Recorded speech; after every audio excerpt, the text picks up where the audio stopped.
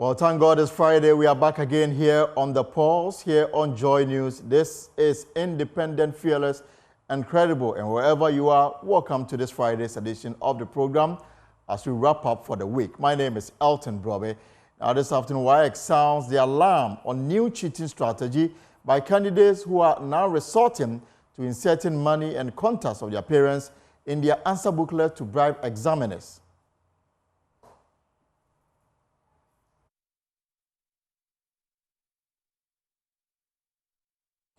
Say as we engage the Deputy Director for Public Affairs at the West African Examination Council on measures they are putting in place to stem the tide. They're even including phones of their parents, and that for us is a worrying situation. We also have situations where, they put some amounts of money. Some of them will put in 50 Ghana cedis, some put 100, some even put more than 100 Ghana cedis in there. And in Parliament, the minority, they've blocked a request by the majority leader seeking to expedite the confirmation of Minister of State at the Energy Ministry, designate Herbert Krapap, less than 24 hours after the confirmation of the Energy Minister as running mate Dr. Mahmoud Bawumia. We are live in Parliament for the very details.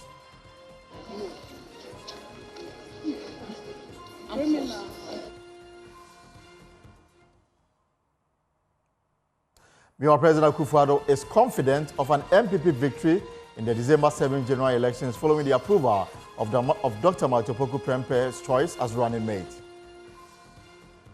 The MPP has an excellent ticket, and we're going to win with this ticket in 2024, 7th of December. That's the news. That's the news. How's the feeling? Feeling is good. The feeling is good. They make a very good pair. And later in the bulletin, scores of cancer patients left without treatment as the only radiotherapy machines at the Kolebu Teaching Hospital breaks down. My case here is that not only me, there are a lot of people out there that are waiting to be treated. And realizing that, that it's not the ailment itself that is killing, but the system. And we'll bring you their story plus take you to the Komfanoti Teaching Hospital in Kumasi, where essential medical equipment and supplies are urgently needed at the pediatric intensive care unit to keep patients alive. My name is Elton Brobe. The Pulse, as always, is brought to you by Global Communities Zigilo, affordable, safe sanitation for all. We are live on DSTV channel 421, GoTV 125, Facebook, YouTube, X, also known as Twitter, and myjoyonline.com. Stay right there for these and more as we come back with the details.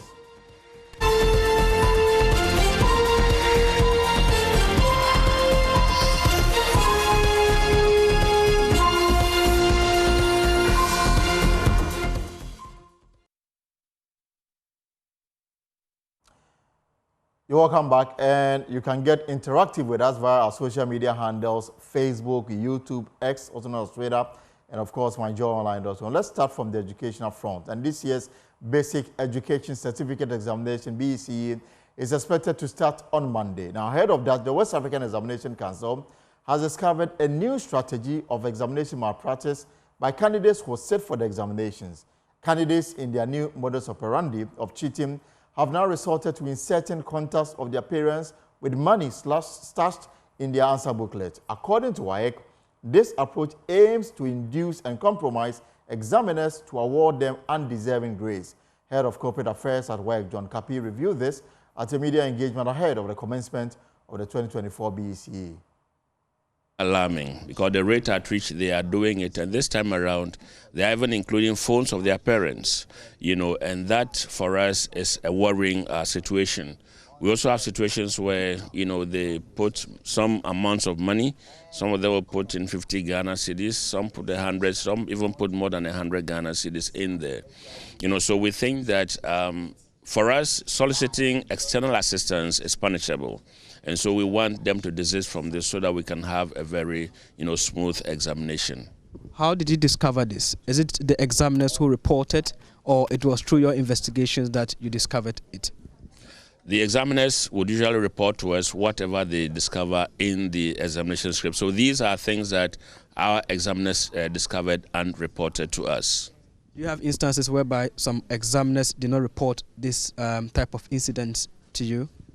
That would be difficult to tell because we would only know because they are the ones who receive the scripts, they are the ones who are marking them. So if there have been situations like that, we would not be able to report that. But at least what we're talking about are the ones that have been reported to us. Do you have the finances to conduct successfully this year's BECE? Sure, we have received enough finances to be able to conduct the examination. I indicated a figure of 55.8 million that we've received, and as I speak, there are plans that are being made for the release of the remainder of the examination fee so as to enable us process the results and release them at the appropriate time. So, in total, how much do you need to conduct these elections and this exam, and per the amount that has been released to you, will it be sufficient? Yeah, well, it is not possible for me to indicate specifically the amount we need right now for the entire examination because there are various cost heads that we talk about. But as I said, whatever we receive right now will enable us conduct the examination. And then we'll also, like I said, they have made plans to release further funds for us to be able to complete the process. Is there any update on the WASI, where we understand there were some outstanding arrears government was supposed to pay before you could conduct the exam from the side of the examiners, invigilators and all that? What is the situation there? We understand there was a promise to release certain amounts of money to you. What is the situation now? Well, we prepared actually for BECE this morning, so I've not had any discussion with the Director of Finance regarding the finances for WAS. At the appropriate time, we'll come out with a statement and indicate clearly what has been given to us and what we've been able to prepare towards the conduct of the WAS as well. So the WAS, are we anticipating that there will not be any challenges? You go according to plan? We have drawn our programs, and we always keep to our programs and our timelines. So certainly we are going to start, but again, these are issues that come up, and then we have discussions, and the monies are released to us to be able to carry out the assignment. So if we go ahead with the discussions as we've been doing in previous times, I believe that certainly there would be resources for us to be able to keep to our timelines and the programs that we've drawn.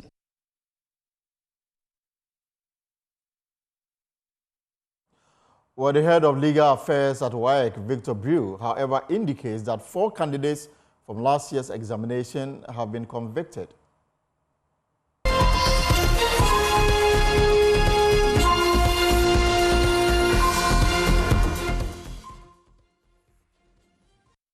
So we'll bring you that soundbite from the Director of Legal at WAEC shortly. But let me bring in Ian, the head of corporate affairs at WAEC, John Kapi. And he joins me via Zoom with more. We also have Dr. Peter Anti, the Executive Director, Institute for Education Studies. Mr. Kapi, good afternoon and welcome to the Pulse. Good afternoon. Thank you for having me. How interesting is it that mostly when I have to engage you, it's always on Fridays? Well, it means that we are preparing ourselves to talk and then we can go and have some rest. Absolutely. Absolutely. But there won't be enough rest for you because Monday you've got a big task for you. Organization, the rolling out of the BECE examination. I guess everything is well and good ahead of Monday. Yeah, so far we are very well prepared. We started dispatching our personnel and materials yesterday, the 4th of July. We continued this morning. Some others will also be departing tomorrow, tomorrow Saturday. So I'll say that we are on course, and come Monday, the exams will take off in earnest. Any idea how many students are writing this BECE? This year we have 569,095 candidates who have registered to write. That is the school exam. And we have 1,366 candidates who have registered to write the BECE for private candidates. So that means that in terms of government commitment to the exam, even though we know that government has not fully paid every money it owes WAEC, what you have now is enough for you to have it smooth. Absolutely. We have received this morning. I indicated in the news, the press briefing, that we received 55.8 million. And that is enough for us to be able to conduct the examination. I also indicated that there are plans for the government to release further funds in order that right after examinations we're able to pay our vigilator supervisors and also be able to process and release the results. And you have you are convinced that government will live up to expectation? Well, it's not for me to say, but I believe that with the commitment that has been shown, obviously, yes, I believe that government will keep to their word and release the funds when we actually need them. And quite worrying is the revelation that students writing BECE in time past, maybe going back to just last year, and what you disclosed to the media that some resorted to, pleading with the examiners to have mercy on them, some actually leaving money in their answer booklet in a way to influence the examiners, and some even leaving their numbers and the numbers of their parents for the examiners to call them. This obviously should have been coming from children, if you like. Yeah, it's a very worrying development. Previously, we had situations of this nature, but then it had to do mainly with candidates who sat for the WAS for private candidates. These were adults. Some of them may not have been the regular school system and so on. But for it to trickle down to the level, the BEC level, that's a very worrying development. And that is why we are putting it out there. Even more worrying is the fact that the child is bold enough to provide for us a phone number of a parent or a guardian, instructing the examiner to call the parent, and any amount at all that is mentioned, the parent will be ready to pay and all of that. It does not give any signal that our children are willing to do straightforward work or honest work in order to get the results and be able to go ahead with their educational cycle. And so the examiners reported this to you? Yes, the examiners, usually when we are marking, we provide forms for them to report any form of irregularity. So if, for example, there's collusion, if there's any form, let's say the use of AI, and then any other, I indicated that the insertion of money or writing there asking for help and that kind of thing, these are all punishable offenses. And so it's the examiners who report these things to us. And how widespread is this? I would not say that it is, I would not be able to give percentages because we actually have not taken the time, to look at the prevalence rate, but all we can say is that, yes, the number is increasing by the year. And so what happens to such students, those who attempted to bribe with their numbers and money and other inducements? What happened to them? So for those people who, solicit external assistance, there is a penalty for that. You could have the subject results cancelled at the end of the day. And have they suffered that punishment? Oh yes, some of them have suffered the penalty, but of course, it's after we've engaged with the candidates that would take the decision either to cancel or probably to release, depending on whatever response that we get from them. But yes, we have had some people punished because of this particular offense. Mr. Kapi, I'll come back to you to talk about the do's and don'ts as we look forward to Monday. But let me bring in Dr. Peter Anti, Executive Director, Institute for Education Studies. Dr. Anti, this is quite surprising for me, if you like. These are 13, 14-year-olds. They've developed the habit of inducing people to give them better grades. They are leaving their numbers, they are leaving their parents' numbers, they included money in their answer booklet. This is strange. I don't know what your initial thoughts will be on this matter. Yeah, good afternoon. I agree with you. It's quite an unfortunate situation. I have had an experience before where an examiner confided in me that this is what he has seen in a WASI paper. I think the person was marking core mathematics. So it's not surprising to me, but it's very worrying that These are children, if you're going by our normal school age distribution, these are children who technically will not be more than 18 years. Right. And they having that idea to go ahead and do this kind of activity is very worrying. And I think this is something that the whole country should take note of. In fact, we are having a breakdown of our value system and principles that that we need to pay critical attention to. And this should be a wake-up call to all of us. But is it a case that the students are not studying well, or it is just the breakdown of, discipline in the Ghanaian society to the extent that 13-year-olds can now decide that instead of going to the honest route, there's a shortcut, because that's what society is teaching us? Yeah, it could be a multiplication of other factors, and I think that if you are looking at examination malpractice in general, this is the third form of examination malpractice. Normally, we are interested in the pre-exams, which is the leakage, or during the exams, which is the collusion, and then the copying, and then bringing in external materials. But the third type is highly experienced. And the third type is post-examination malpractice. And that is what we are experiencing now. As my senior brother said, they have had reports on. And this is where students try to influence the marking of the scripts. And for me, I think it's a whole lot of issues that can lead to this. The desire to attend one of the best schools in Ghana, the possibility to ensure that one does well, even at a point that we have treated BECE, or we have reclassified BECE to just help with placement. There seems to be that idea that we still need to get a better school, and the only way we'll be able to do that is to perform well. So if I am not prepared enough to write the exams, and I have a parent who is so corrupt to aid me in passing, then I would put his name or his number there, or I'll put some money in there, and I'm thinking that there will be a corrupt examiner who would also look at it and be influenced by that 10 cities or by that phone number to call us and then proceed to help us.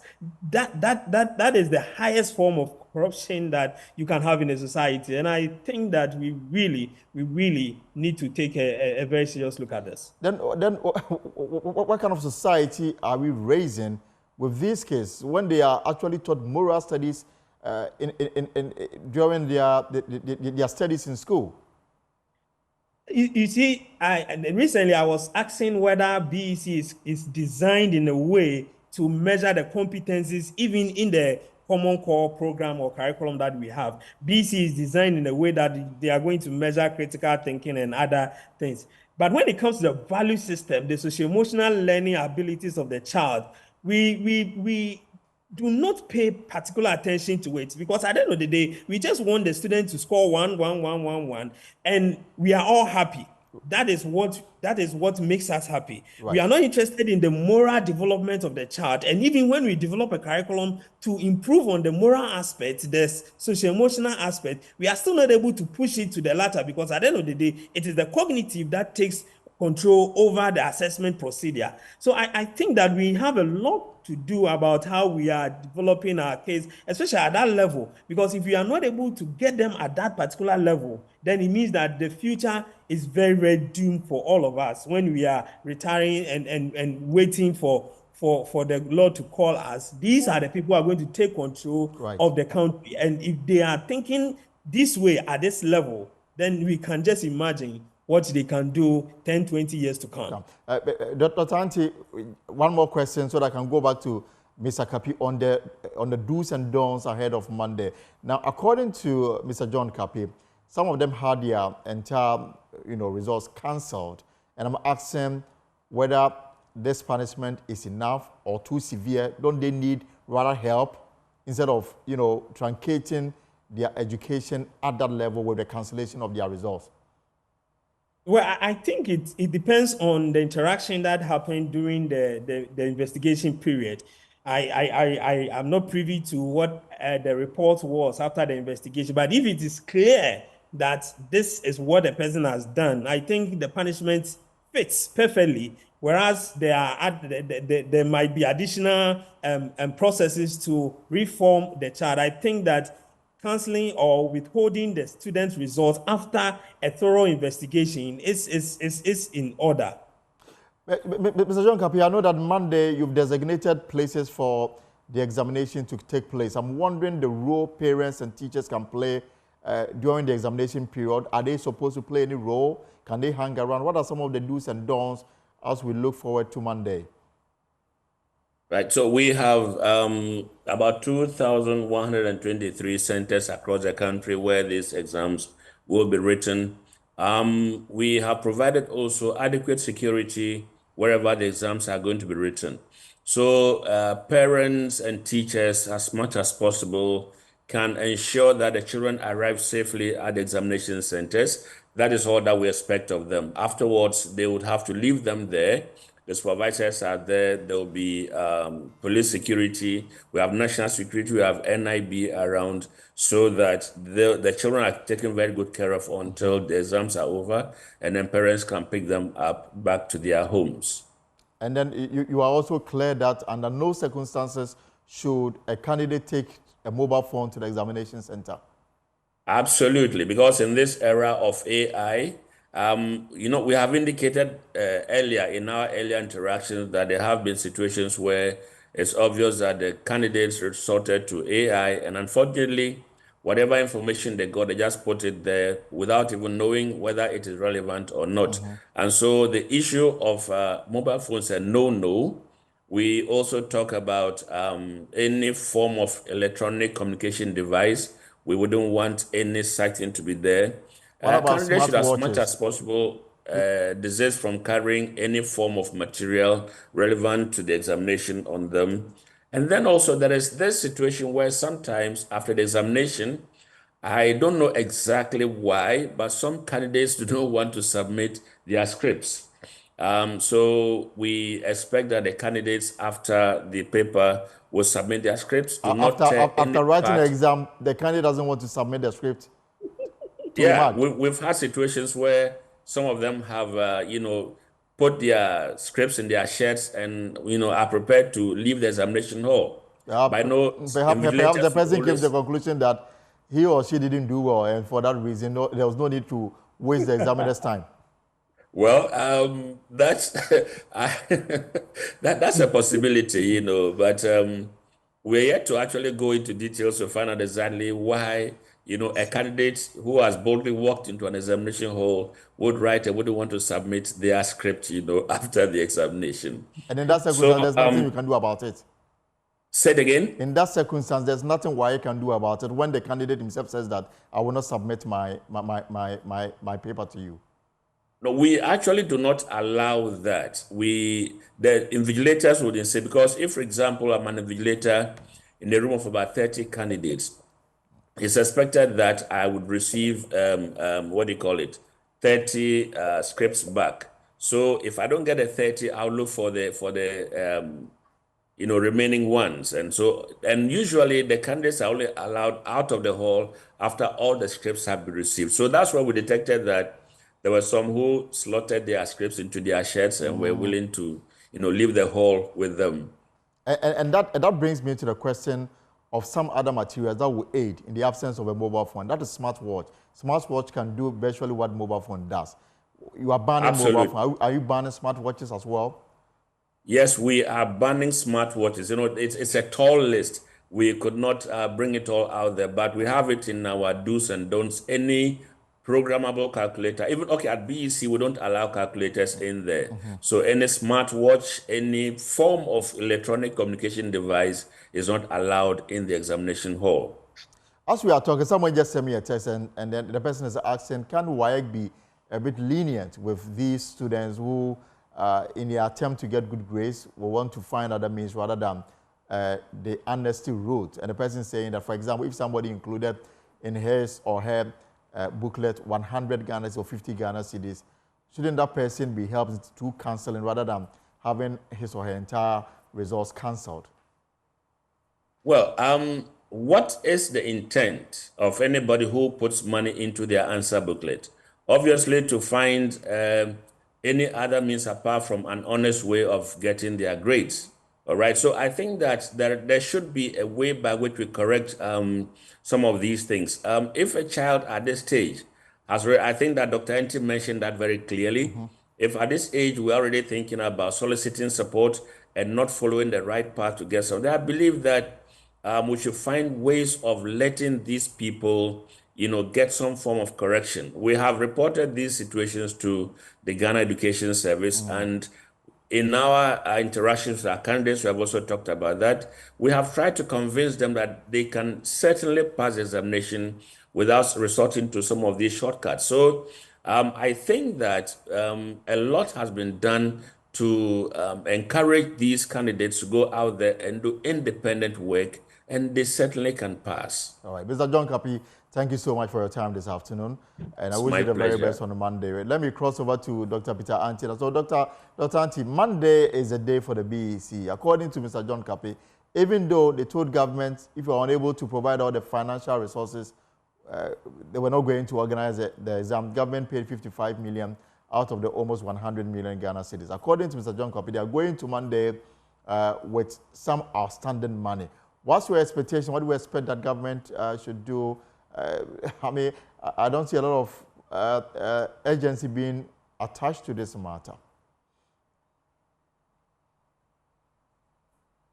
Anna, it's promised government should release the needed amounts. The challenge that is likely to occur is that they have been given some amounts and therefore they can go ahead with the exams. But sometimes the problem is with the payment of the assistant examiners and the examiners, and it delays. And when it delays, and we are talking about students finding ways and means to influence the examiner, then you know what is likely to happen. So government should also look at this and release the amount of money that WAEC needs so that they will be able to pay the examiners also, so that they'll be able to pay the supervisors and the invigilators. When the money goes to them in time, then we are certain that external influences might not be able to have an effect on them. But when people are marking scripts and sometimes they have to wait for 2, 3, 4, 5, 6 months before they are paid, and you have a note in there that is suggesting that you are going to be given a certain amount of money, you might be tempted to go that way, and that will not go well for all of us. So government should do well and release all the amount of money that they need, because it's a commitment that the government says it will do. So if you are committed to it, and you know that by the plan of WAEC, this is the period that they are supposed to write the exams, why do you have to wait till this time and then the back and forth and sometimes the uncertainties and other things? I think that government can do better and should do better in that respect. And what's your expectation of WAEC as we embark on this ritual starting Monday? And perhaps this may be the last BECE exams. That is, if the bill that is seeking to give legal backing to the free SHS goes through, because the government will now do away with BECE, when the bill becomes law. What would be your expectation ahead of Monday on the part of WAEC? Before that, as for the bill, we would have to deal with it, because we will not allow the system to be treated this way. None of us have seen it, not the teacher unions, no stakeholder have seen it, and we don't and will not allow the system to be treated this way. The education of the country is for all of us, and we all will have to make contributions to any kind of bill that is designed for our pre-tertiary education sector. We're hoping that WAEC would continue to do the good work that they are doing. We're hoping that we're not going to experience any form of leakages during the week. And we think that, and I must commend my senior brother, because since he took over, he's been proactive with the public. Exactly. I said last year that he was the first to come out to say that this is the challenge that we are facing in terms of examination malpractice. And when WAEC comes out to talk about it, then it becomes like we all want solutions to it. Right. But previously, it was like we coming out and then WAEC will be defending. And I like his approach, and I want to commend him for that. So they should continue to do the good work, find ways and means to protect the sanctity and the authenticity of the exams that the students are going to write. And by Friday, or by the time they finish with the exams, we will all be happy, and the case will also be happy. Thank you so much, Dr. Peter Anti. He watched this space very carefully, and this is this place is his expertise. Thank you so much. But let me stay with Wai a little longer before we move on from the educational front. The head of legal affairs at the West African Examination Council, Victor Brew, is also indicating that 4 candidates from last year's examination, they've been convicted. A caution to all candidates and all examination officials, invigilators, supervisors, even security personnel, drivers, all involved in this year's BECE examinations. The caution is that please focus on your work professionally, do your work as your contribution to nation building, and know that once you abide by the rules and regulations governing your portion of the work that will make this year's BECE conducted smoothly, you are in good business. But then the caution is that anything short of this will land you at the wrong side of the law. You can be assured that from the police through NIB to other national security personnel, the council is poised, wide awake to apprehend and make sure that you are prosecuted if you are found culpable in terms of doing anything that will, draw down the integrity of this year's BECE. Mr. Brew, can you run us down through the figures that you have, the cases that you had from 2023? Were they related to only BECE, or the WASI was part of it? How many have been convicted and how many cases are still under investigations?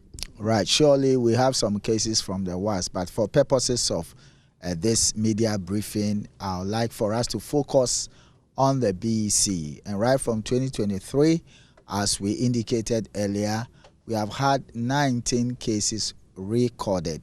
Now, recorded does not mean that there were only 19 incidents, but to say that out of all the incidents, the ones that were seen to have been legally ripe for investigation, further investigations, and for the court processes to be triggered, were 19 recorded. Now, out of it, a total number of 13 still under investigations, as I said, because then, the police will have to do their work and make sure that from their perspective, what we call a prima facie case has been made, and that all the evidence, relevant evidence, are well documented for prosecution. But to say that, I'm glad to say that 6 of these cases are in court, wherefore, in terms of those who were found or suspected to have been involved in examination malpractice, 4 have been convicted and 2 hearings are ongoing. Yes, as of 4 July 2024. Of course, this is the pulse here on Joy News. Now, from WAEC and education, let me take you to Parliament. The Minister for Interior, Henry Cote, has challenged claims a staffer at the Office of the Vice President used national security to demolish a wall around a piece of land belonging to the Ghana Prison Service. Professor Kwaku Apiadu, the staffer, is in legal battle with the prison service over that piece of land in the Roman Ridge area of Accra. Listen to Samuel Okudzeto Ablakwa make the claim on the floor whilst he was asking the minister questions. So here we are. The Lands Commission is contesting what the Interior Ministry is telling us. And he's saying that they have given portions of the land to this Professor Kwaku Apiadu. So same government, conflicting status between Interior Minister and Lands Minister. What are you going to do to really resolve this matter and get the Lands Commission to align with the position of your ministry so that we can protect the Boster Institute lands, which belongs to the Ghana Prison Service? This gentleman, Professor Kwaku Apiadu, who is a senior advisor to the Vice President of the Republic of Ghana, His Excellency Alhaji Dr. Mahmoud Bawumia, according to the Ghana Prison Service, in these documents I have here, has gone to demolish portions of the fence that you have told us about, the fence you are constructing. Are you aware that he has led allegedly national security operatives? That is what the Ghana Prison Service is alleging, that they are national security operatives, and they have demolished portions of the fence, seeking to take over. Are you aware about this development, and what are you doing to assist the prison service?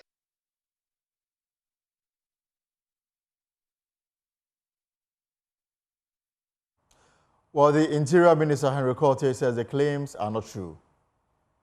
In question is a distinguished gentleman, and for the records, when this matter started, he was not working for the Vice President. Mr. Speaker, the fact that somebody is working for a politician does not restrict him or her from pursuing his or own private business, so that has to be clear. Mr. Speaker, he did say, and he said it's alleged. Mr. Speaker, there isn't anything to substantiate that national security operatives, for that matter, have been assigned, or rather, if you like, approached by the same gentleman to go and demolish. And thirdly, it has not come to my attention that same has been done. I thank you very much, Mr. Speaker. Well, meanwhile, Henry Korte has also informed Parliament a private developer has entered into an agreement with the Ghana Prison Service to redevelop the service barracks here in Osu in Accra. The current barracks will be demolished and housing infrastructure developed by this private developer, who will take a piece of the land afterwards. Listen to his interaction with Northern MP Samuel Okudzeto-Ablakwa on the floor of Parliament. Mr. Speaker, the barracks buildings are in a very deplorable state and have remained an issue of concern for prison authorities over the years. Mr. Speaker, we interest you to note that the size of the rooms are very, very small, measuring between 9.5 by 10 feet. Mr. Speaker, most of these junior officers occupy single rooms with their families and have most of their household items, such as furniture, electrical appliances, and others, being kept on the verandas. Mr. Speaker, in some cases, the families are more than 2, 3, and they sleep in the same 9 by 5 by 10 with their parents. You can imagine the things that...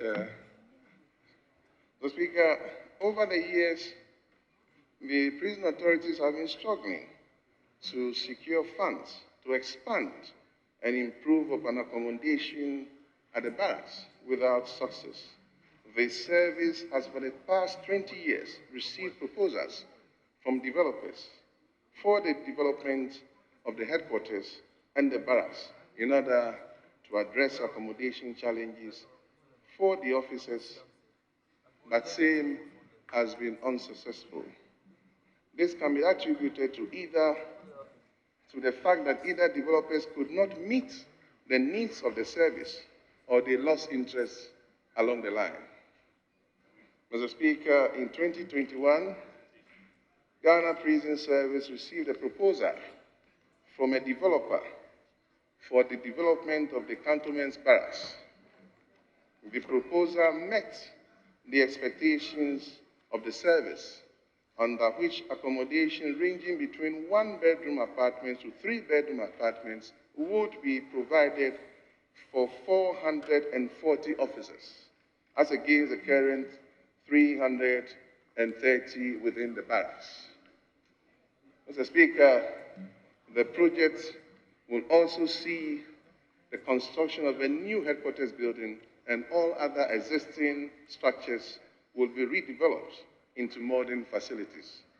Right Honorable Speaker, this proposal has been received and endorsed by the officers as well as the Prison Council Service.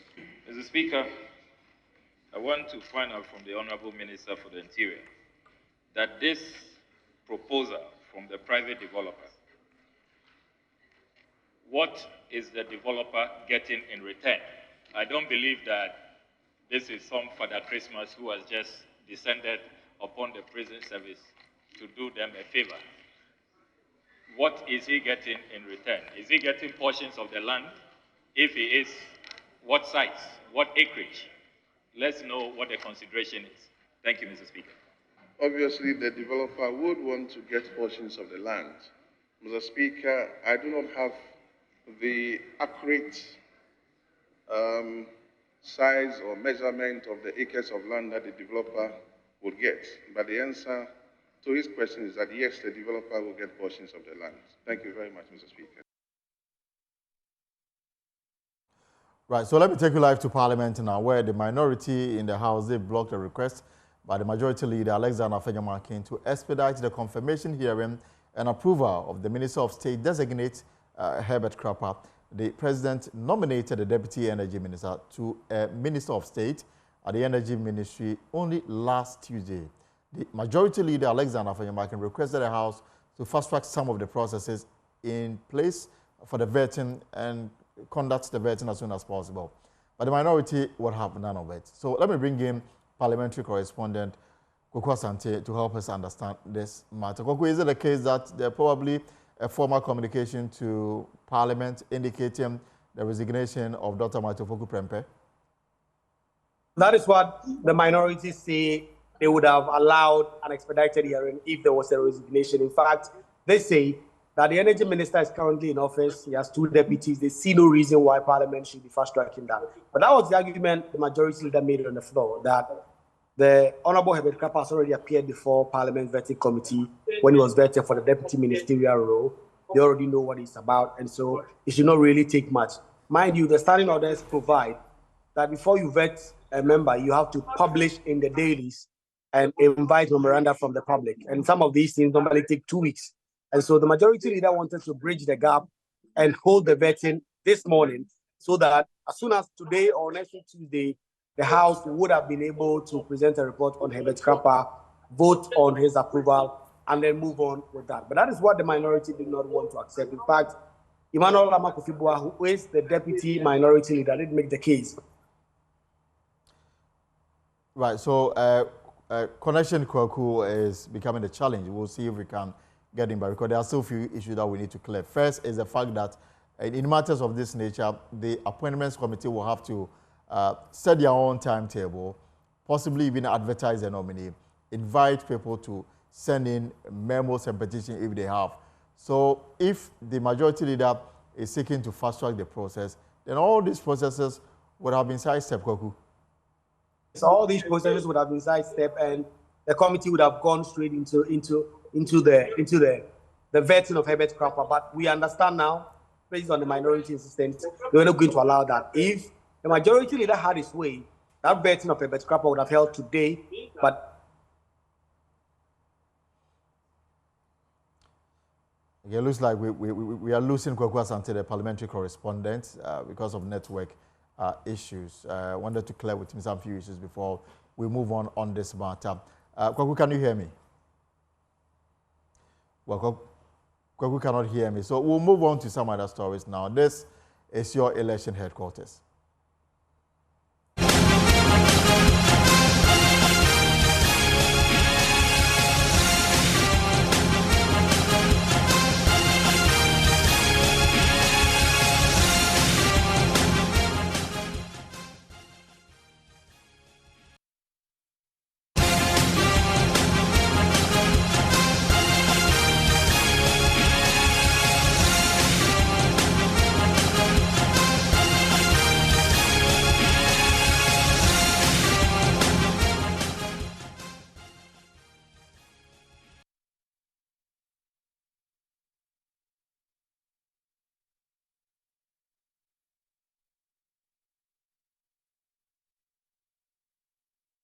And of course, this is your election headquarters, and there's still so much excitement in the air in the camp of the MBP after that program yesterday that, formally announced the Dr. Matofoku Prempeh as the party's running mate, completing the ticket for election 2024. Now, President Akufo-Addo is confident of an MPP victory in the December 7 general elections following the approval of Dr. Matofoku Prempeh's choice as running mate. The party's National Council endorsed the nomination of the flag bearer, Dr. Mamadou Bawumia, after months of speculation and lobbying.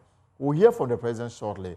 But first, let me take you to the house where Dr. Matthew Opoku Prempeh hails from. As a royal from the Manhyia Apejafie in the Ashanti region, his career trajectory is marked by relentless dedication and service delivery to the Ashanti Kingdom. With extensive experience spanning politics, medicine, and education, here's what you need to know about the man tipped to be the vice president should the MPP win the upcoming general elections. Mahmoud Bawumia looks better than John Dramani Mahama. From all economic history and everything, Dr. Mahmoud Bawumia stands head and shoulders over John Dramani Mahama. So 2024 is a done deal for the MPP. 2024 will be a done deal for MPP.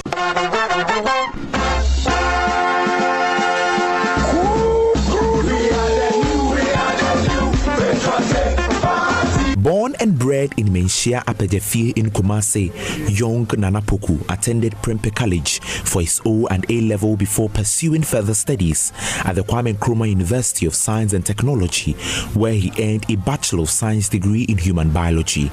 Before delving into active politics, he practiced as a medical doctor, demonstrating commitment to healthcare provision. Dr. Opoku Prempeh, popularly known as Napo, was first elected to Parliament in 2008 to represent the Manhyia constituency and later Manhyia South, holding on to the seat till now. Nana Kwabena Mensah is Apejafie Asafohene, Napo's royal family. Napo Apejafie yani pepefia ya tete no ma ne nyini ha ni school kom ni bribia Apejafie no tia kwapem se nyame boaye o graduate in school bribia boni doctorate degree. Here no call medicine or tech. Sana or call abruchery. The Apejafie is his father's home, where he was born and lived throughout his days in basic school to the university, even before moving to study abroad. Ojo papa or Breno Hoase. The Sorano pa no Jaria Nadisia na sen school. Nana ni waso. One say, obey ready. Na ni nana druwa. Onya koko maumunomwa na bribi mumudia. He has been a calm and humble child since childhood. He was focused on school and studies. He has always been indoors studying, and he took everything seriously. Nti adisiano ayadia odisiano ho ne papa de tete no mo oyero no husuan oyo hene ba e wa Apejafie ha. He is a prince because he was born to a king. Tifia de oba oyo hene ba. According to Nana Kwabena Mensah, Dr. Opoku Prempeh's confirmation as Dr. Bawumia's running mate has brought joy to the family. Oh no, ne bota ne say obey politics. Na already na kwa kudru baby e wa mamu. Until ura politics mo no enya dia higher busuano cry bompa ye man of pa say already beto no so no de na kwa kudru baby. His aim is to be a politician and move to greater heights, and the family has always embraced this decision with prayers. For us, we are happy about the selection as running mate to Dr. Bawumia. We are praying for God's protection. This is an exciting news. NPP amenyokuo running mate. Ebusua no mo fa asem yesen. De mpaibo etanachi. Yesre nananom samanfo empa yesunsum ni bribia antanachi na onya hoden won nanamontuom. The Ashanti region has become critical to the MPP's success in the December polls due to its large voting population. The party believes its chances in the region is bolstered by the selection of Dr. Opoku Prempeh as running mate. Naming Dr. Matthew Opoku Prempeh as running mate also solidifies the MPP's connections with key demographics within the area, potentially swaying votes in the party's favor come December. I think you have to compare John Mahama with Nanado, not Bawumia. we are looking at both of them coming up against each other in the December 7th general elections. If you can only compare John Dramani Mahama and Dr. Mahmoud Bawumia as vice presidents, because both of them have occupied that position as vice president. And I think the comparison is tilted in the favor of Dr. Mahmoud Bawumia. However, critics argue the choice of Dr. Matthew Opoku Prempeh may not satisfy demands for equitable representation across regions. For Joy News, my name is Nana Boachidankwe Adom, Kumasi. Are you ready to wave your flags? Are you ready? So we can now hear from President Akufo-Addo, who believes the Bawumia Napo ticket is a perfect one to break the age. The National Council has just endorsed the nomination of Matthew Opoku Prempeh to be the running mate to Dr. Mahmoud Bawumia. The MPP has an excellent ticket, and we're going to win with this ticket in 2024, 7th of December. That's the news. That's the news. How's the feeling? Feeling is good. The feeling is good. Well, they make a very good pair, and they're going to win.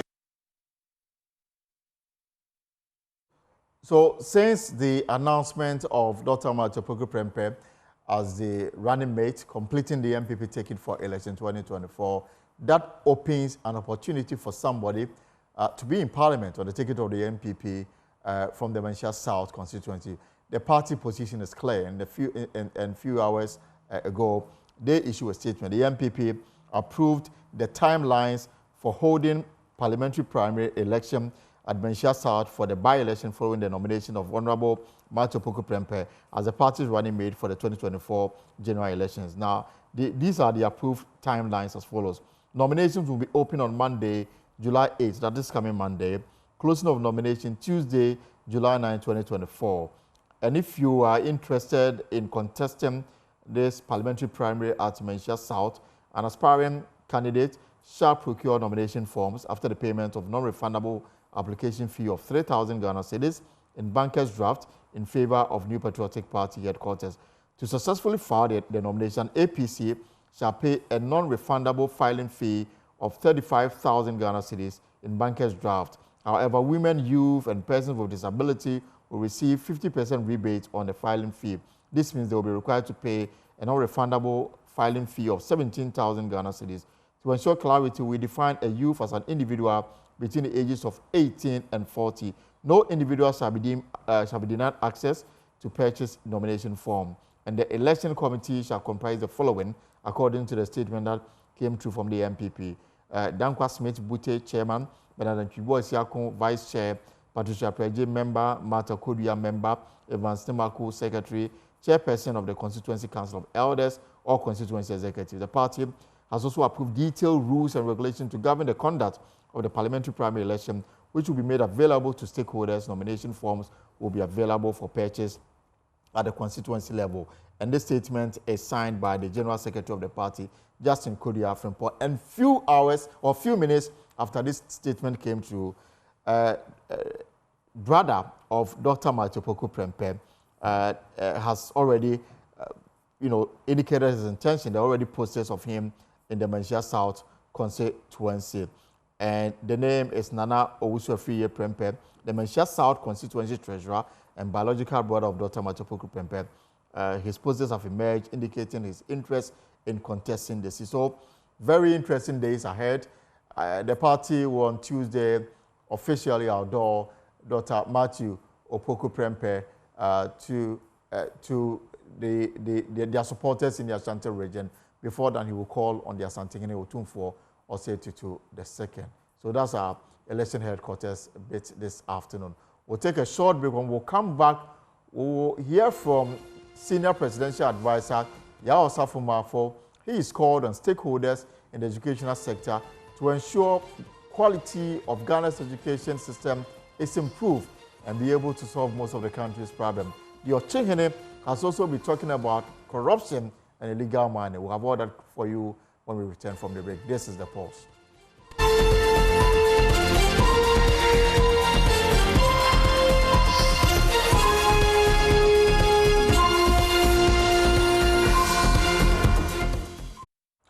We are back on the pause now. The senior presidential advisor, Yao Safumafo, has called on stakeholders in the educational sector to ensure the quality of Ghana's education system is improved to be able to solve most of the country's problems. Now, speaking at the International Educators Summit 2024 in Accra, the former education minister questioned why flooding and poor sanitation practices continue to wreak havoc on the country when there are educated people in Ghana whose specialities are to find solutions to such challenges. I am particularly happy about this gathering because, to me, education for developing countries is critical. But it is important as long as it attempts to resolve the challenges, the problem facing the community. If the education in Ghana will not solve our simple sanitation problem, then we have a problem.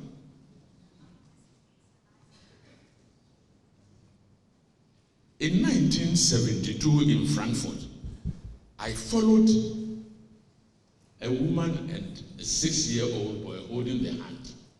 The boy was eating ice cream, and this has been an impression on me since 1972. Now, as he finished eating the ice cream, this small boy pulled the hand of the mother. Then the mother whispered to him. He left the mother's hand and ran quickly to a corner about 25 yards away and deposited the paper in which the ice cream was into a dustbin and came back to the mother. What would a Ghanaian child at that age do if he had finished eating the ice cream? You are all Ghanaians, most of you are. The chances are that you would have dropped it on the ground. You would have dropped the paper, the container on the ground. Because it is normal to see people drop things anywhere they get them. That is the education system. That small boy has been taught at school that you don't litter the ground around you. So he did the right thing. So, Mr. Minister of Education, we have these beautiful edifices you've shown us. When I saw them in cabinet, I said, wow. And this is something mine. We have a change. But that change, Mr. Minister, should be manifested into solving the problems facing this country as we go along. So we should begin to think through education as a problem solver for the nation. Away from that, the Ochenhene Amwetia for opinion says the exclusion of 75% of the country's population in the development process will only lead to extreme poverty and migration. According to him, overly concentration of government infrastructure in the capital, Accra, is unacceptable and a drawback to the development. He was speaking at a public lecture at the University of Ghana. We act and govern this nation as if the enactment that put us here is a city-state. We are a nation-state. We need to decentralize this country to have more effective development program. We know how the systems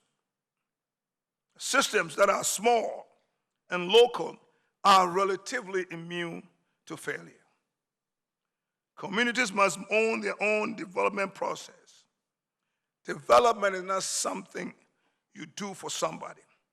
Government can help create the condition, encourage, and carefully offer some resources that do not replace, but add to what the people already have within themselves and around them. Decentralization will give people a dignity of voice and self-determination. It also brings transparency and accountability and expose corrupt government officials. Let me ask the question again. Over 67 years, what is the Ministry of Agriculture doing in Accra? What is the Ministry of Lands and Resources Natural doing in Accra? What is the Forestry Commission doing in Accra?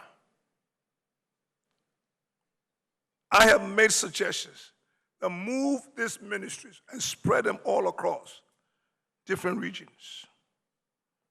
This way, we can create new townships. Real estate will be developed. Commerce will go on. And people will stay where they are to work. How could we build a national economy that excludes 75% of our population who live in the rural areas, wallowing in poverty and hopelessness? They have no chance. There's no jobs there. And if government is going to be the biggest employer, I suggest that we bring these ministries. Today, you can sit and have a meeting with somebody in Singapore, virtual. You can have Zoom meetings. But you need to bring opportunities to people where they are. I know it may be radical, but the task to change is not for the faint-hearted. Neither is it for those who are unwilling to make hard choices. We got to make hard choices and bring businesses and opportunities to our people in rural Ghana. We all come to Accra every day. There's one traffic. We all head to Accra. But there is a limit to the size of this city and how many people it can comfortably support.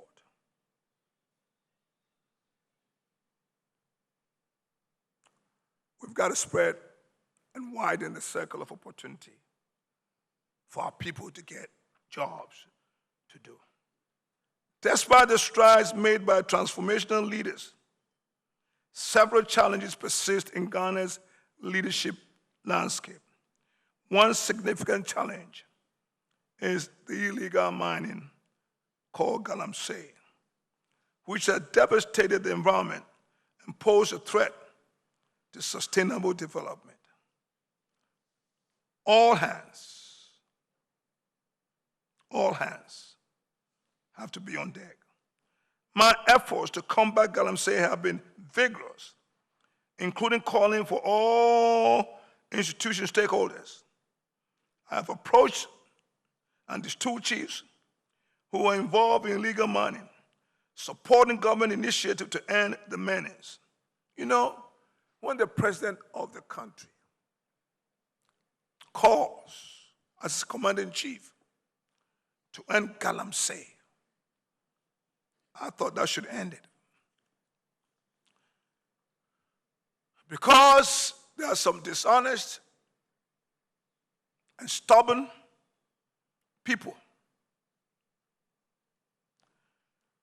The fight against galamsey remains ongoing, and more robust measures are needed to protect our environment and our communities. I have long been in the forefront of battle against illegal mining, called galamsey, which poses a grave threat to our environment and future. For the years, I have consistently spoken out against this menace, urging collective action to eradicate it. But it's still going on, and we need to stop it. Now let's come to corruption. Leadership in Ghana today also grapples with issues of corruption and governance. Civil society has emphasized the need for an inspirational leadership that prioritizes integrity, truth, accountability, and restore hope among Ghanaians. Despite these challenges, there are positive examples of transformational leadership emerging from various sectors, driving progress and development. Corruption is a global pandemic. but we can't find a prescription. It asked me to find that some public office holders in Africa would go into the coffers and take monies and have to take a flight to the same people who once colonized us. There's a Zambian writer, Dambizo Moyo, who said there are two types of corruption. She calls one positive corruption and the other negative corruption. Positive corruption, she calls, is the tiger nations, when they steal money from their countries, they reinvest the money in the same country. That's positive corruption. The negative corruption is what we have here. When the money is stolen, man, it takes a flight. I never knew corruption can even have the adjective called positive.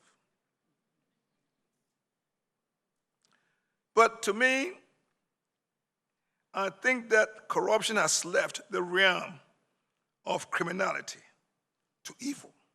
It is evil, and it must be punished. Where corruption thrives, poverty and non-prosperity thrives. Corruption is a filthy work and a disgusting shame and a despicable act of treachery done under the table, behind closed doors, and keeps a nation such as ours back from true development and progress, while investors stay away. We should stop. A great Ghanaian, when asked about corruption, that everybody does it, says, I let courage and character make me live in honest poverty while my friends I watch get rich by fraud, powerfully. It takes courage and character to live in honest poverty. Why? Friends get rich by fraud. Just because everybody's doing it, please don't. Well, some wise words from the Ochehene. I'm waiting for your opinion. Now, let's move to the health sector because there's some crises that we need to deal with. Another health crisis is looming as one of the two radiotherapy machines for cancer treatment at the Kolebu Teaching Hospital has broken down, leaving scores of patients stranded. Now, on Thursday, July 4, 2024, patients who arrived for their scheduled treatments were turned away as oncologists worked frantically to bring in engineers to repair the machine. Men, women, and children, some of whom have traveled from different parts of the country for treatment, now find themselves without life-saving care they desperately need. A breast cancer patient referred from the University of Ghana Medical Center is one of the many patients left in the limbo. On the type of cancer that I had, I am not supposed to delay in treatment. If the invasive type, and I was scheduled for radiation treatment, which will take 16 working days. But I realized that they were having issues with their machine. It keeps breaking down. Anytime I go, I was scheduled last week, Thursday. I did a Thursday and Friday, and I'm supposed to continue from Monday up to date. After those two treatments that I had, I've never had any. So when we calculate 7 days, I had 2 days out of the 7 days, which is so giving me so much stress. I'm here today not talking for myself alone, but there are a lot of women out there in Kolebu, children, men, that are having the same issue. The whole Ghana currently, only 2 machines that is supposed to be working in Kolebu. The one that I am using has broken down. The one that is working now is the old type that is less effective ASEN, when I said less effective, meaning that it comes with other complications, more complications. But the one that I am supposed to be using has less complications and is much effective, and that is what is broken down. Now, my case here is that not only me, there are a lot of people out there that are waiting to be treated. And realizing that, you know, that it's not the ailment itself that is killing, but the system. When you ask, they said there are some engineers that have to come and work. I don't have any problem with that. So why can't Kolebu have their own engineers? Maybe if there should be any problem, they can fix it there and there. But here, when the machine breaks down, they have to call the engineer, and we have to wait for a very long time, and then it will not even work anyway. And then we have to go back. And it's so expensive when we are using transport as well. So I'm here this afternoon, pleading. I'm just coming all the way from Kolebu. I've not yet gotten home yet. I'm pleading with the one responsible to provide the requisite machinery that we need in Ghana to save lives. It's lives that I'm talking about here. Now, joining us via Zoom is Professor Joel Jani, who is the head of Oncology Department, Kolebu Teaching Hospital. Prof, good afternoon, welcome to the Pulse. What can you tell us about this machine, and is there plans underway to have it, work? Okay. Thank you for involving us in the discussion. I can readily identify with the complaints of the patient, because at the beginning of treatment, we do counseling, and we tell all patients that because of tumor biology, it's important to be very compliant and to adhere to instructions of the doctor, and that is to have the treatment on schedule from Monday to Friday, weekends without treatment, and they should try as much as possible not to break treatment. So when we give them such advice, and for some reason we have to break that protocol in order to repair machines, then it becomes worry for ourselves as well as. So I can readily identify with patients. But I want to assure patients that issues, we have situations which I'm about to explain. So breaking down of radiotherapy machines is not strange. Happens all the time, even in the most advanced countries. But for those countries, a given center may have several machines on site, so that when one is not working, you move the patients to the other with no interruption in treatment. But in our case, we have only one such site. And that brings problems, because it means we have to repair that machine before they can resume. Right. We have, the machine it's fairly new. It's fairly new. And I think that it's been working well. It's only that the past 1 month has been a little bit erratic. We have maintenance agreements with the vendors, and they have engineers here in Accra. So whenever there's a problem, it's just a matter of placing a call, and they come over and repair it. You have to make the diagnosis first.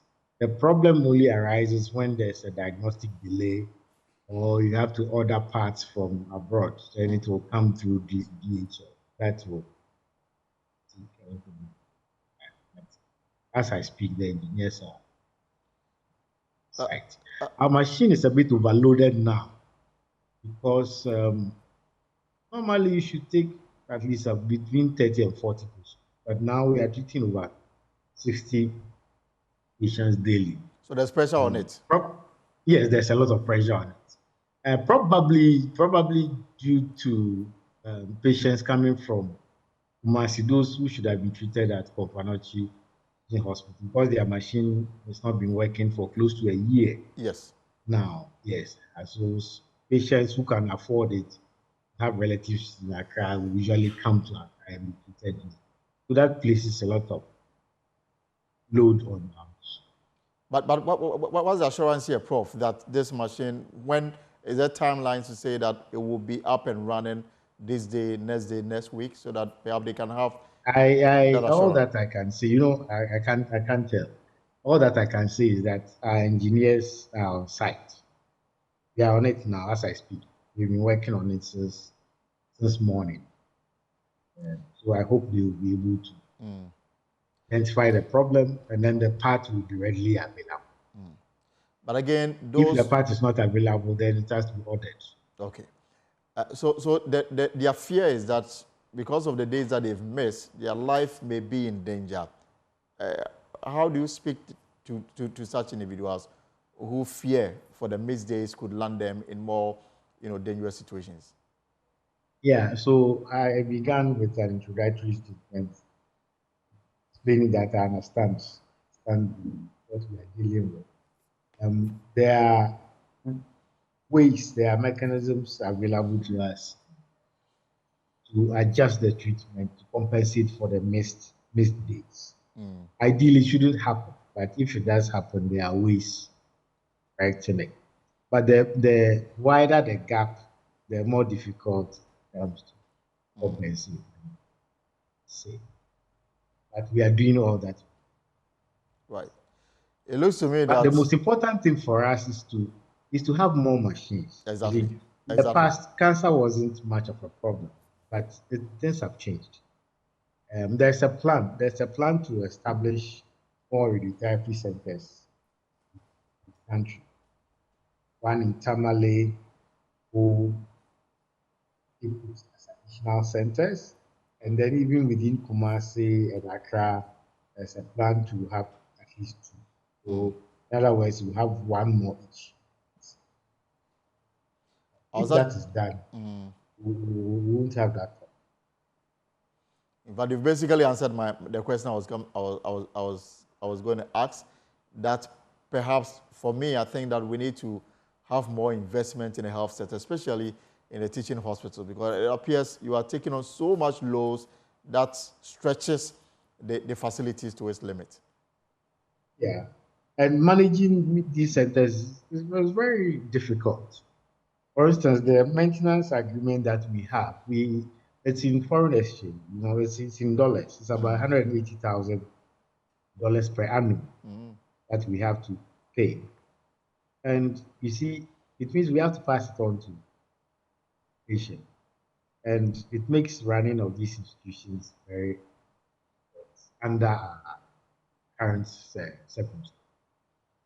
But we do as much as we can. Okay. All right. Keep the machine uptime as high as possible. Sure. Prof, thank you so much for your time spent with us this afternoon on The Pulse. Professor Joel Yane is head of the oncology department at the Kolebu Teaching Hospital. The assurance is that they are working to, bring the therapy machine back to work. Now, we'll stay with the health setup because the pediatric intensive care unit at the Konfanoti Teaching Hospital is also facing an acute lack of essential medical equipment and supplies. Now, life support machines, basic bedding, and specialized mattresses for bedridden patients are in short supply. The lack of sophisticated machines is hindering healthcare teams in providing quality and life-saving treatment to infants. Here's a report by Clinton Yabua. The pediatric intensive care unit at the Konfanochi Teaching Hospital receives several children with life-threatening conditions. The unit requires sophisticated equipment including chest x-ray, ultrasound and echocardiography to provide life-saving care, but these are in short supply. If someone me down for 2 months near the by we can now go 2 weeks or the facosa, but or say and I'm bed ne I could beat me than a chin crew. Head of the pediatric intensive care unit and pediatric critical care senior specialist, Dr. John Apia, highlighting the grave conditions, said the unit also struggles with shortage of reagents. This unit requires sometimes sophisticated equipment to be put on the patient, like the life support machine. like monitors, machines that tell you what the patient is doing in terms of treatment. We don't have our full complement of equipment, our life support machines.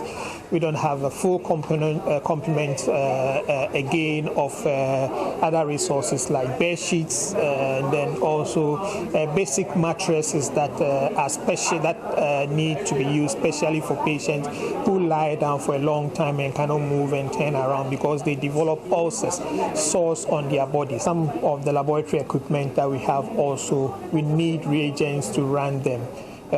These are difficult to come by because they are expensive. Most patients in some situations are not able to pay for it. But when you use it and then you run out and don't have money to replace them, the machine sits there without being used. The Christian Medical Fellowship, Confanochi Teaching Hospital, a Christian interdenominational fellowship of KNUST medical students, made a presentation of medical equipment to the unit to beef up care. The Judah Praise Project provided pediatric pressure mattresses, infusion pumps, and many others to improve immediate life-sustaining interventions, constant care, sophisticated monitoring, and specialized therapies. The group also donated 25,000 cedis to cater for underprivileged patients to foot their bills. Kweku Addison is a committee chairperson for the Judah Praise Project. And this year, we come through the hospital again and realize that the pediatric intensive care unit lacks so many resources to be able to give the best care possible to their patients. And so we spoke to the head of the unit, and then they gave us a few items, and then we've been able to support them, as you can see here. It would also help the unit pay for the diagnostics and medications for some of the patients as well. And the Ripple mattresses we were able to give to them. You realize that the patients at the ICU, they spend a lot of time there, and some of them develop pressure sores. So the mattresses we are giving to them would decrease or even eliminate the pressure sores that they develop. Meanwhile, patients who benefited from the donation expressed their joy for the relief. But I say, and I'm bed ne at a Namaka come the bine about ball, much no mother faco beats me than a china you crew. But an bed no mother, but mother watch a cry, munya side effects be all much in Teda Massipi. Reporting for Joy News, my name is Clinton Yeboah. Now, habits formed in childhood can last a lifetime. Unfortunately, once these lifestyle patterns are set, they can be difficult to change.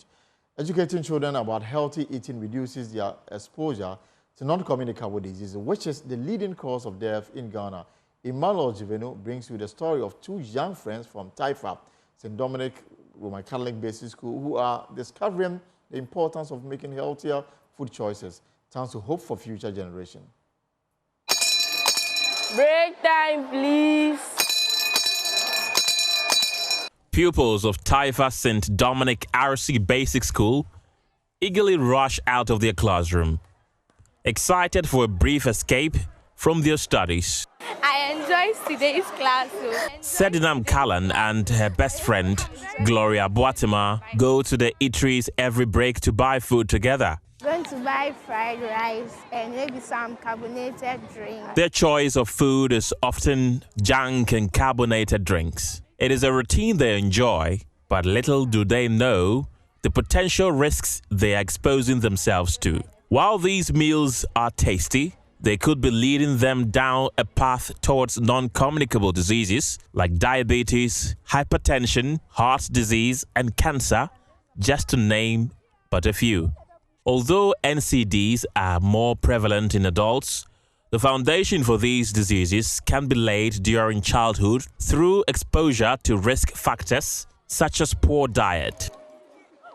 As Sedinam and Gloria head back from the eateries, they stumble upon some volunteers teaching pupils how to prepare simple, healthy meals like salad. I have my lentils like this, okay? I can just decide to tell them like this for my salad. Coordinator for the Preventing NCDs Among Ghanaian Children project, Emanuela Kwame, explains the inspiration behind this initiative. NCDs are the leading cause of about 45% of all deaths in Ghana and 41% of deaths among the youth in Ghana. We need to focus our attention on preventing NCDs, and it is good that we can start with the young ones because people form their habits at very young ages. If we start now, we are assured that they can grow into responsible adults. Headmistress Christiana Efua Achumboro believes the initiative is transformative. It not only impacts the pupils, but also extends to their families. We are putting this into the children. They grow up with it.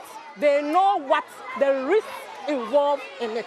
As of now, as we are taking them through, they will be selective in whatever they eat. They will know that this one, if I continue to consume it and consume it, if I grow up, this is what will happen to me. Early awareness and prevention can lead to healthier lifestyle choices. Sedinam and Gloria make a resolution. I am going to put a stop to eating a lot of junk foods like fried rice and carbonated drinks. And I'll eat a lot of fruits and vegetables to stay healthy. I also urge my friends, my families, and my siblings also eat a lot of fruits and vegetables to also keep them healthy and exercise daily. With newfound knowledge, Sedinam, Gloria, and the hundreds of Taifa St. Dominic RC basic pupils can embark on a journey towards healthier living. Emmanuel Jivanu, Joy Prime. And before we go, since its inception 8 years ago, the Free Senior High School program has been one filled with lots of controversy. While some believe the policy is good and must be maintained, others stand strongly on the fact that it must be reviewed or better so abolished for not serving the nation as promised. Lois Shola Adeyemi has been engaging first-hand voters who are beneficiaries of the Free Senior High School program on their personal experiences and the impact on students, teachers, and the overall educational system of Ghana, as well as their opinion on the policy being reviewed, maintained, or abolished. What have your experiences been? Yes, so at least it reduced the level of illiteracy in our communities because the less privileged had the opportunities to go to school and at least have some level of education. So I can say in that aspect it has helped us a lot because even at school most people weren't able to afford provisions or any other things, but because of that they came to school and had whatever they wanted to have, even though some were wayward, but at least it helped in that way. Helped us. Okay. I heard some school, the school fees is very expensive. And from the family I'm coming from, I see now, if there was school fees, there will not be no hope. But because of free HS, there was hope and I completed. So as for free HS, it was good for me. I see you shaking your head. Do you agree? Was it the same with you? It was free HS, but it wasn't free. Okay. Because they said free HS, but they asked us to pay classes fee, which was 400 cedis. Wow. Yeah, but I completed SHS and went to check my result and it was blocked. Why? They said I was owing almost 1,000 sure in the school, so I have to pay before they release my result. Lack of food. Let's take it. We are like 100 and something. We came to the dining. But some will eat. Some will eat. There are some days, special days.